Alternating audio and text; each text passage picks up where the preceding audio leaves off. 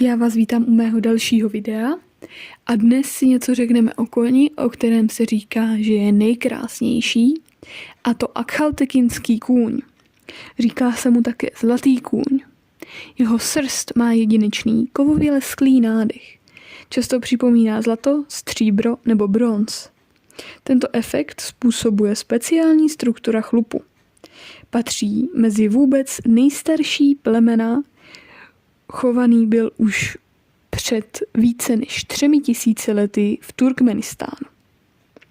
Jsou známí extrémní odolností a schopností přežít v pouštních podmínkách s minimem vody a krmiva. Akhaltekínci vynikají v dostizích, vytrvalostních jízdách, ale i v drezuře. Dokonce se objevili na olympiádě. Na světě jich existuje jen kolem 6 až 7 tisíc, což je činí opravdu cennými a výjimečnými.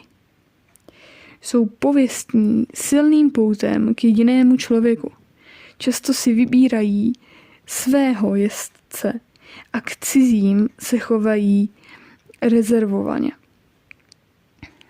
Tak já doufám, že se vám tohle video líbilo a budu se těšit zase příště. Pa, pa.